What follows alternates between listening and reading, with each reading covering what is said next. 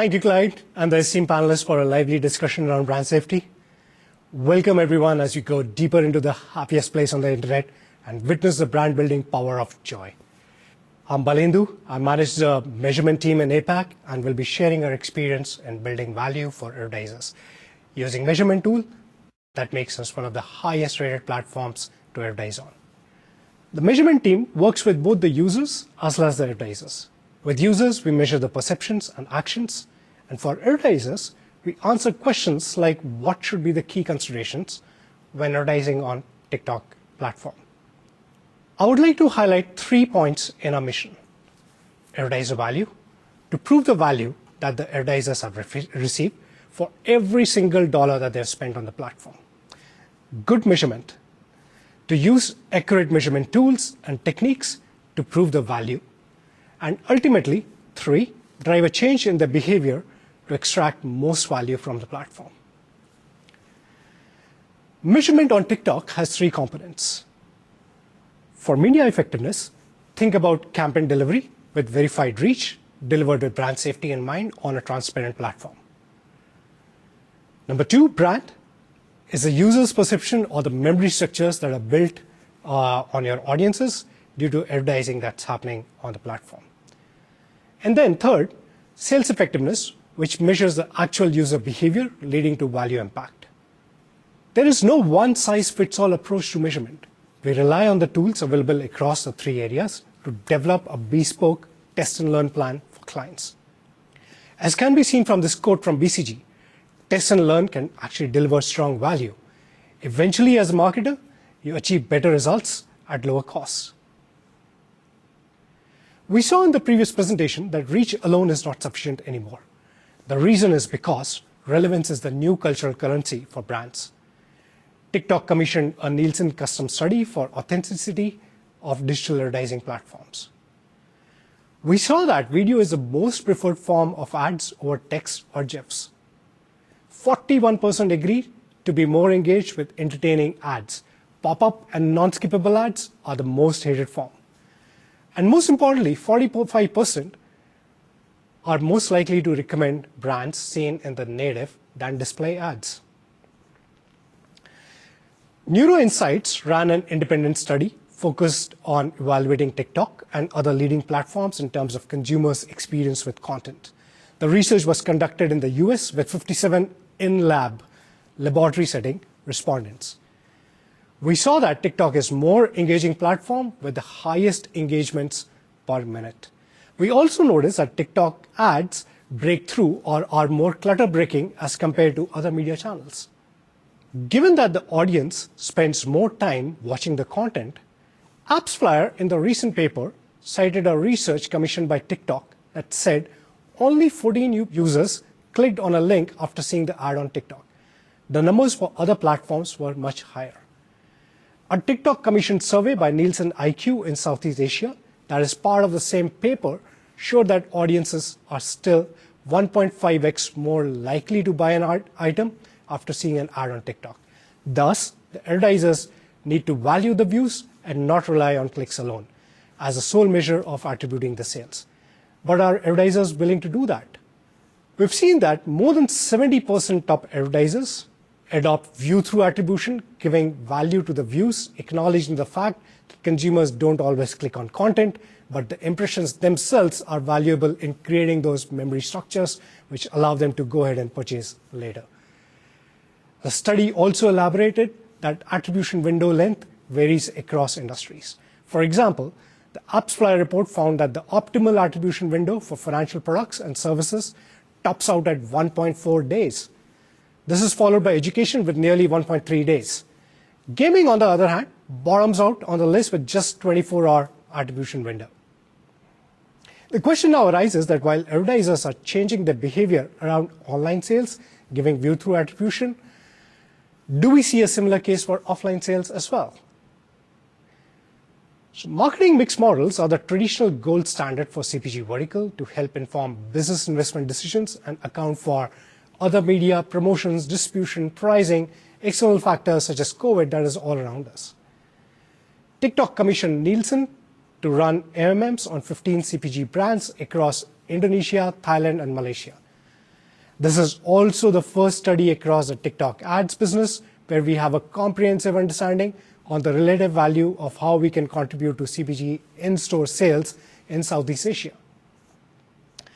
The result highlights are that the TikTok ads are ROI positive. Every dollar spent by brands on TikTok will lead to incremental returns on their revenue. TikTok delivers 1.6 times more ROI than other media platforms. The other media here includes television, print, out-of-home, cinema, and digital, except for Google and Facebook. These are walled gardens and were not included largely because the spends are based on monitored rate cards and not actual spends by advertisers. The research also offered insights that there are opportunities to further improve return on ad spends by leveraging multiple ad formats and running sustained campaigns. As per the recent Kantar Media Reaction 2021 research, TikTok maintains the #1 position for second year in a row and is proven to be a global leader for ad equity. The study measures consumer attitude and feeling towards ads. TikTok ads are seen as more fun and entertaining, innovative, and higher quality. So finally, wrapping up and key takeaways. We see that TikTok, #1, is strong on attention and engagement. Global research on TikTok finds that our content can capture attention and drive strong branding memory. #2, TikTok builds relevance and empowers purchase behavior. #3, it's just not about clicks alone.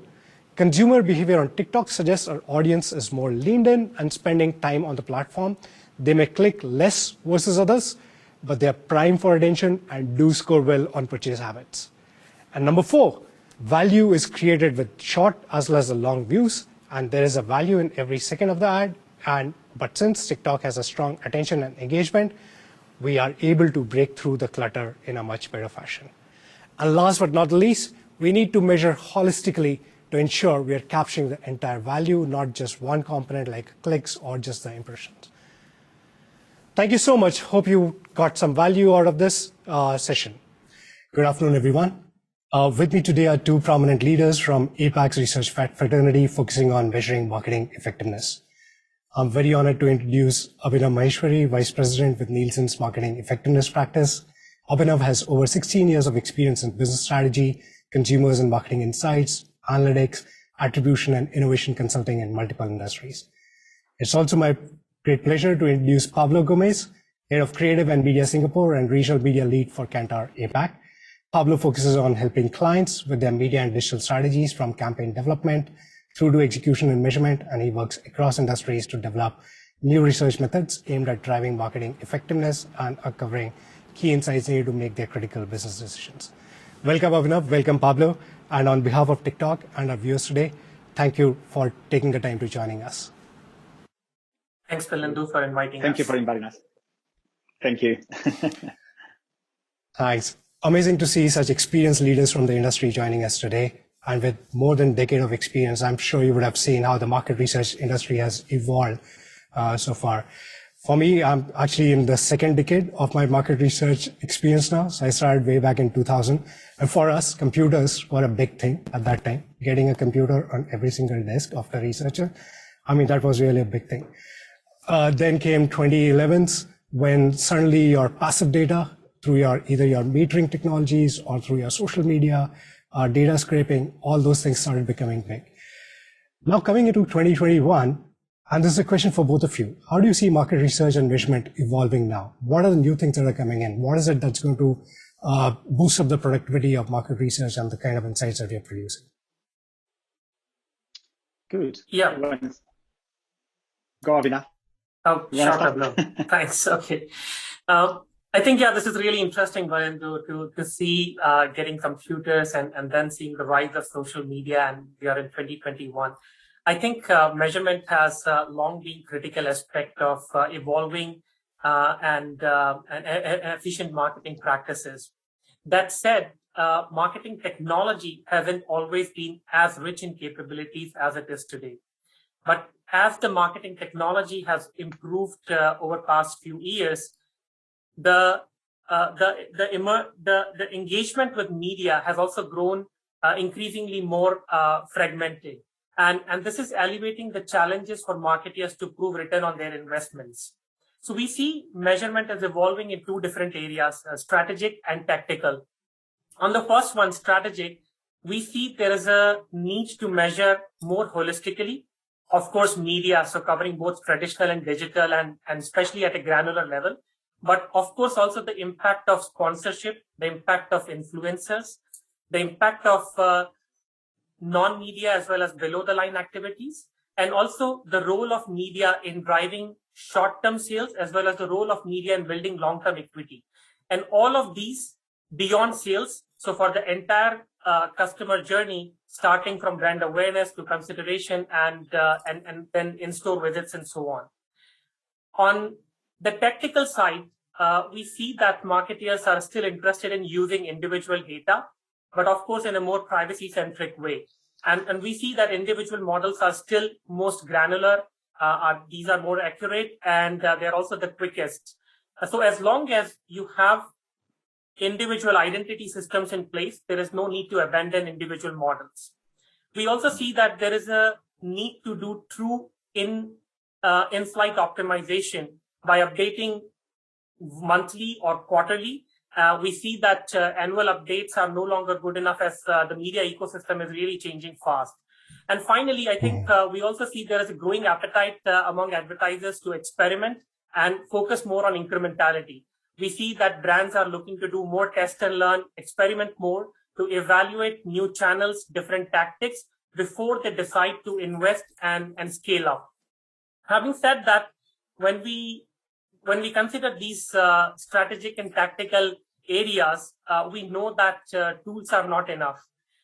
We see that marketeers are looking to get most out of their data, models, and analytic programs. And they know that in addition to these, they also need a tailored approach, and they also need the right set of partners who can help them implement these, activate these, as well as drive these change management. If you just leave it for tools, they're often underutilized. That makes sense. That makes sense. Pablo, you want to add something on that? No, totally agree with what Abhinav said. I think to add on that, I think one of the things that are more and more, clients demanding, and I think the market is demanding, is agility. And sorry, it's a very used word. I know it's a typical word we love to use now in marketing, right? But it's agility is true. So if you think about in the media world, campaigns, a few years ago, actually, how a marketeer develop a new campaign, it normally lasts for months, right? So they have a TVC that they develop for 2-3 months. Then they created the digital components, and it took probably a month to do it. Then they launched. So at the end of the day, a campaign kind of was like, probably 3, 4, 5 months from beginning to end, right? The development and the implementation. Right now, we know from the pandemic where we live in a world that is changing every week. So literally we are here in Singapore, but anywhere in the world, you don't know what's going to happen next week. Maybe we will be in another lockdown. We will be out. Who knows? So we need to create, and marketers are creating campaigns every single week. So we need to be really agile also on how we can test and learn really quickly and create iterations. I think this is something that has changed. I totally agree with Abhinav on the testing, and more, we see that marketers are more, open to innovate and to test new things and try new things. And the second one was, totally agree. I've seen a movement from moving just from typical data and platforms. So a few years ago, it was just, give me the data, just the data is important. I think more and more is about the insights and the learnings. I remember, I think it was Stan from Unilever. He said, market researchers like us, he said, what we want from you guys is ideas. It's not results. It's not even insights. We want ideas, from you guys. You guys are the experts talking to, let's say, the market research community in general. So yeah, I think that's something important, bringing the human component also from expertise, because we live in really challenging times.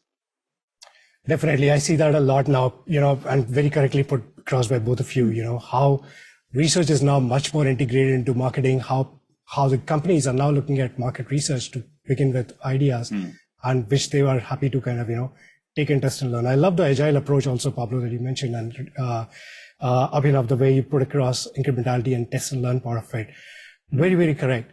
Any particular insights that you could give on how can we run those better experiments? Because test and learn, as a concept, A/B testing has been there for quite a bit of time. Test and learn marketers have been doing in terms of product testing, concept testing, creative testing. So in some way or form, it has been there. But how has it evolved? What has changed, and what is it making it agile and more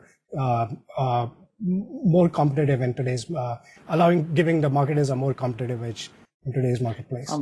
What I'm seeing actually is that it's a very interesting thing. We see a trend actually coming back to more using different type of methods. So brand lift is very important. It's still there, of course. But at the same time, there was a little bit of obsession a few years ago, not many years ago, about how we can measure across walled gardens, all this stuff thing about, leveraging technology.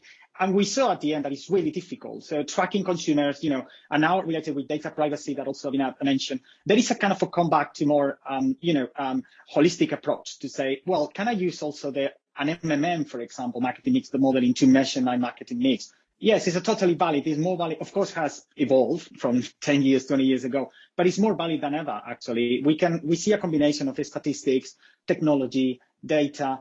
I think this is actually the way we can navigate these challenging worlds and these very complex, we have more players, which I think is a good thing to have TikTok today and not just the typical players, but also more and more e-commerce, more and more. So this is, I think, marketeers needs to be more open to combine different elements rather than finding the goal, kind of the silver bullet to measure, which I don't think it actually exists, that silver bullet to say, oh, I found this, I can measure everything from right now, no problem. It doesn't exist in my view. I think it's more combination. Yeah. Yeah, I think agree, Pablo, with you. We have definitely seen that brand lift studies are used quite frequently by marketers to understand how specific campaigns are driving lift in brand awareness or consideration of specific metrics. But what we are also seeing is how marketers are now looking at the impact of test and learn activities also on lower funnel KPIs. So this could be sales or driving registration tests, or it could be in-store visits, etc. So we are seeing there's a shift happening from upper funnel to lower funnel as marketers also want to see the impact of lower funnel activities when they do these test and learn activities. And we could conduct these nationally with some control conditions, but we could also do this in a control and test way, similar to brand lift in a smaller geography so that we can minimize costs. And of course, as you talked about, Pablo, there are also marketing mix models which measure incrementality. So we are seeing brand lift, a combination of brand lift and sales lift kind of tools being used for measuring incrementality as well as for experimentation. And there is also marketing mix models, which gives a good read on the incremental volumes coming from different marketing activities. Excellent point, Abhinav, and thanks for your points also as well, Pablo, especially on the statistics, data, and tech coming in together. And Abhinav, the way you explain how even we could look at beyond brand, even sales and marketing mix models. One of the key parameters, one of the key elements actually in marketing mix model is actually we are able to look at the lifts and we are able to identify what's happening across media platforms.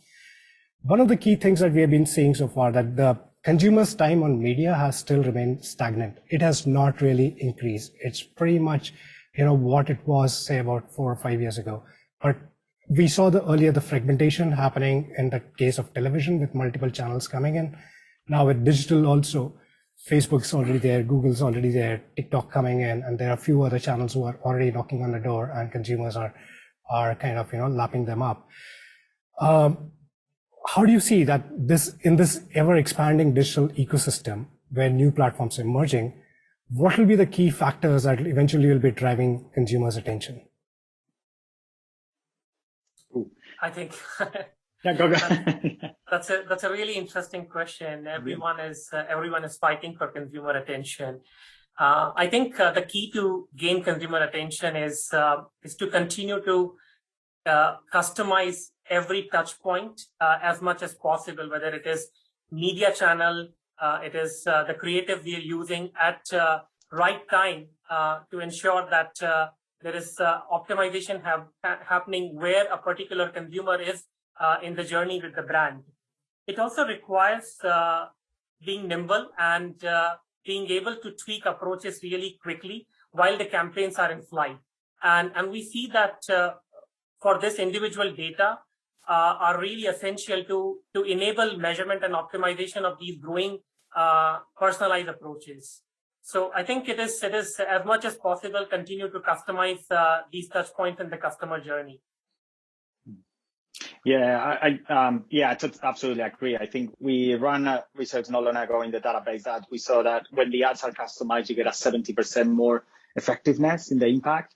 And customization is not about making a shorter version of the TV commercial, just make it right? It's not. I think that this time where a client created a 60 seconds and then finally, or 30 seconds for TV, and then they made a 60 seconds for cinema, then a 6 seconds for, that before TikTok was on YouTube, for Facebook. I think this time has passed. I think you need to really create something that is customized. Based on what Abhinav said, absolutely. I think a TikTok, a TV commercial, especially you think of TikTok, it's not going to work. I remember I had a conversation with a client, I'm not going to say who, in Australia, where I mentioned this, and I said, look, actually, this is, with this idea of creating a hero video is dead. You cannot create a hero video that you're going to create pieces of this and put it everywhere. And it was a bit controversial comment. And the clients initially were like, oh, I don't know. And the client from Australia said, I totally agree with you. It's a big FMCG company, let's say. Totally agree, because in TikTok, we try a 6 seconds version of a video of TV commercial. It was a disaster. And then we created a hashtag challenge. In the following campaign, it was absolutely great. And it was nothing to do with the rest, with the hero video, with the rest of the campaign, and it was brilliant. And I said, that's exactly it. I think to be controversial, I think if you want to gain attention, forget about this hero video. You need to really think about the platform, because platform is actually, if content is king, as I used to say, I think platform is queen. And I remember someone said platform is a dictator, right? So platform is a dictator, actually, in the good way. Don't say me wrong, but it's going to tell you exactly how you have to do it to grab attention, right? Agreed. Completely agree with both of you on this one point. So it's how the marketers have to adapt to a platform and how the consumers are already consuming on the platform. Love the examples that are coming across in terms of customization and how certain things like HTC work better than rather than our TV commercial which was retrofitted onto the platform. But then the question comes in that platforms like TikTok, they are more view-based platform. People tend to be leaning into the platform. They are involved in the content. They want to kind of look at the entire story. It does not allow them to take a very immediate action. And this question is for you actually, and maybe Pablo, you could add in at a later stage as well on this one. How do you see the value of a view, especially moving away from clicks? That has been one of the key things that the digital has been measured on. So unless you're getting a good click-through rate, you're not seen as a good, strong channel to be in. But how do you see the value of view, especially in the context of performance marketing and comparing ourselves against just platforms which have been built around the clicks? Yeah, I think this is a really relevant question, Balendu. We do hear these from marketers, especially views versus clicks, and I think both views and clicks are really important when it comes to attribution or measurement of performance marketing. We see that it is really important to measure the effectiveness of paid, owned, and earned media at very granular levels. So again, by media type, media channel, by creative, by placement, by audience segments, for the KPIs that matter most to the business. We see that advertisers are interested in both upper and lower channels, as well as upper and lower KPIs that they want to measure. And therefore, I would say that it is views and clicks that are both important, and not views versus clicks. What we also see is that for attribution models, or whenever we are looking at performance marketing, it is important that we don't distinguish views and clicks. We look at these as different touch points in the customer journey, and the model needs to assign appropriate weights to how these touch points are impacting consumer behavior or attitude, or the KPIs that we are looking to measure. So it is important that they get their due credit in the touch point, and we are not looking at, for example, the last click or the last touch, and all the credit is getting there. But instead of that, it is assigning those appropriate weights in a data-driven way, so that we are providing credit to all touch points in the customer journey. So that way, we would say that both views and clicks are important. Of course, there are channels that are focused more on views. There are channels that are focused on clicks, but each has a role in the entire customer journey. Pablo, you guys also have been doing some work around the attribution space, as well as, talking in terms of the some of the work that you guys have been doing on cross media, where you are being able to evaluate multiple channels. Do you see similar situation arising in those cases as well? And especially when clients think about digital as clicks and traditional as largely driven by impressions? Yeah, no, absolutely. And that's a absolutely fair point. And I think what we've seen in cross media is also how every channel is playing a role. So in general, there are no good or bad channels or even good or bad platforms. Is that every platform is playing a role and a specific role during the consumer journey. And views are as important as clicks. And I think the last click attribution is something that is in some way part of the past, because we know that someone, who watched, a video on TikTok is not going to click on it.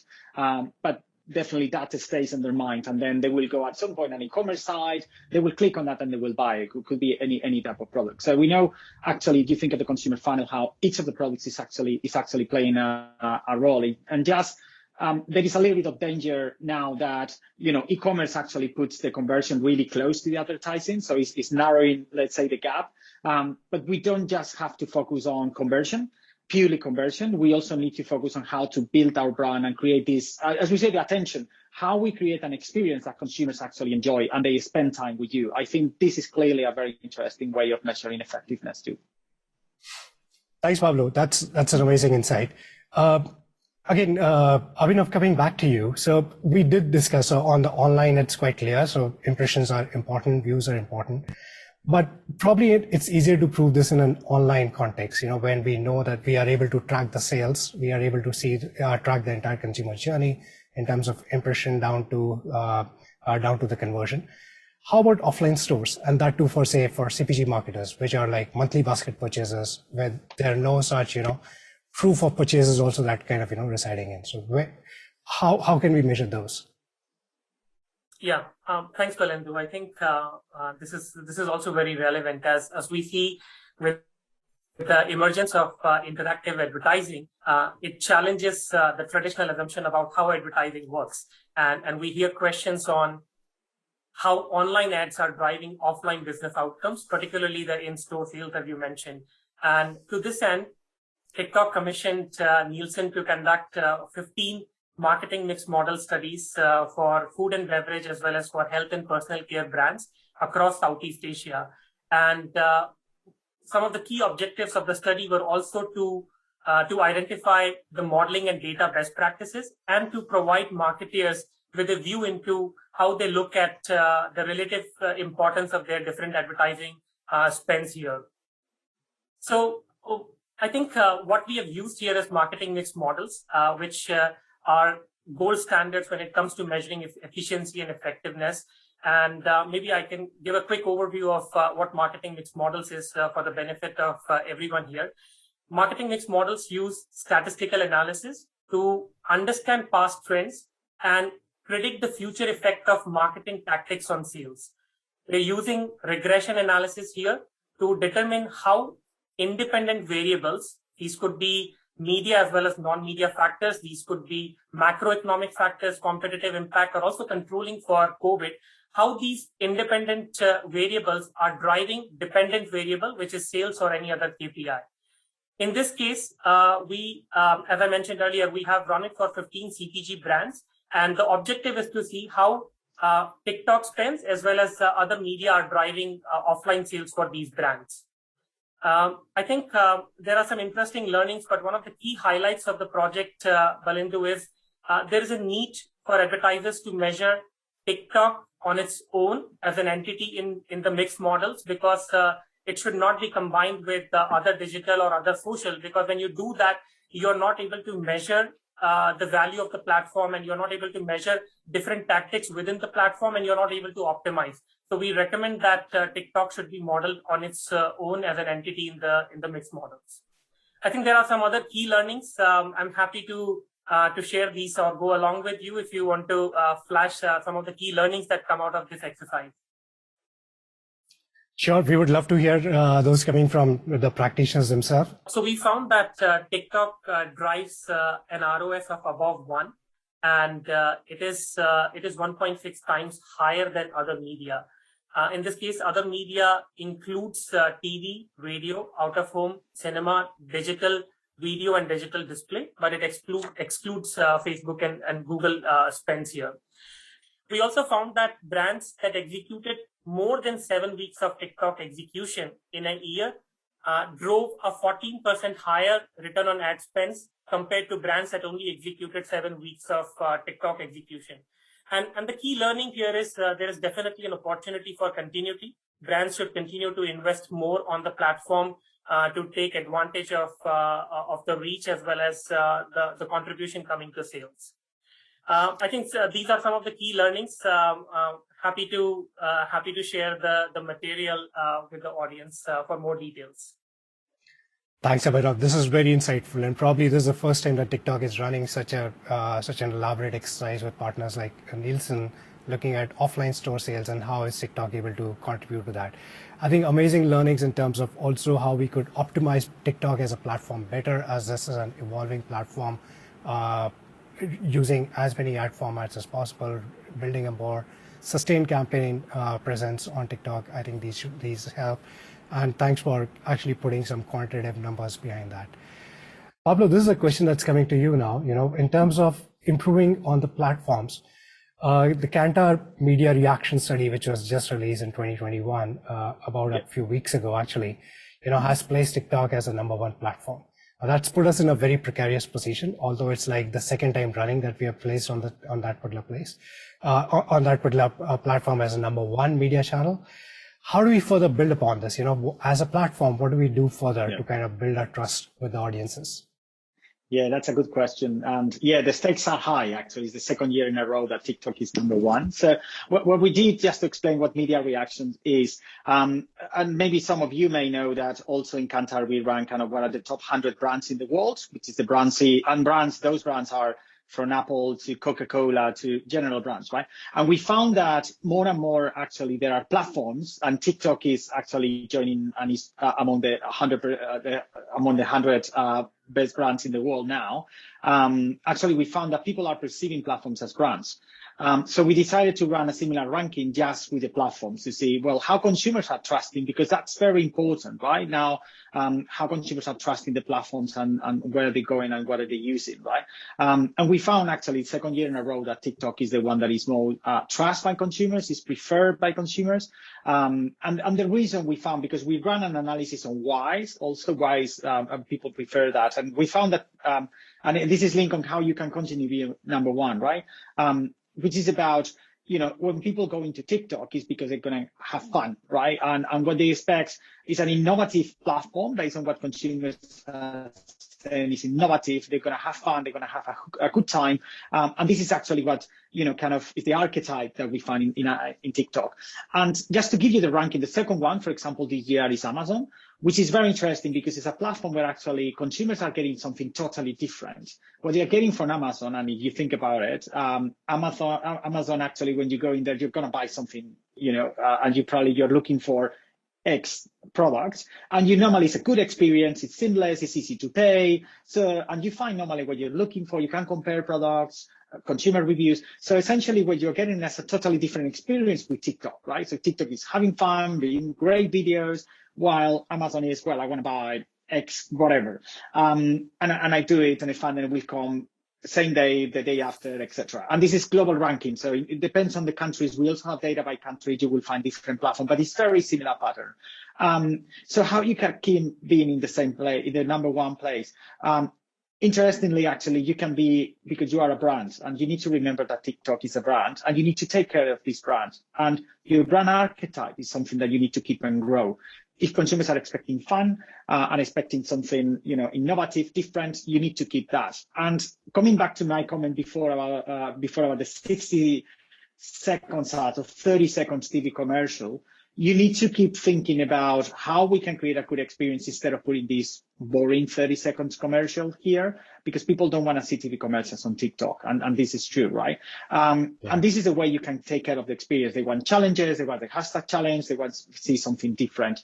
And this is also a message for the advertisers about you need to also move beyond purely reach and frequency, right? You also need to think about what are the platforms that are actually going to give an experience to the consumers, because your brand can benefit from that experience. If you're looking for entertain your consumers, giving them fun, TikTok right now is probably the best platform in the world. So I think this is how you can be continue. And the stakes are high, obviously 2 years in a row is a lot, but I think you definitely can continue doing it if you do the right thing, right? That's pretty much kind of in a nutshell. What you could do is like continue doing what you're doing in some way. Thank you so much, Pablo. Really thankful for the insights that you're providing us on how we can maintain our leadership position. We are an evolving platform. We are a growing platform. There's so much that we are trying to build right now. And, so there would be changes, but one thing that we don't want to lose sight of is what the consumers love us for. And thanks for, providing us that particular guidance. Also, thanks, Abhinav, for providing us all the insights around how we can work better as a platform for advertisers, make sure how the advertisers are able to optimize us in a better fashion. And again, thank you to both of you for being such amazing partners in our journey. Like I said, it's a learning journey for us. We are still in the stage of very, very early days where we are building and we are kind of, growing very, very quickly. And we definitely need experience coming in both from Kantar and Nielsen to collectively help us in this particular journey. Thank you so much, guys. Thanks for your time today. Really love the discussion and all the insights that came across along today. Thank you. Thank you. Thanks so much, Balandu, for having us here. We hope you enjoyed our 2 back-to-back panels on brand safety and measurement. And we hope you were reassured of TikTok's continued commitment in both these fields. Let's have a quick break. Let's take the next 10 minutes to visit our exhibitors, network with our online attendees, and even make a TikTok right here on the platform.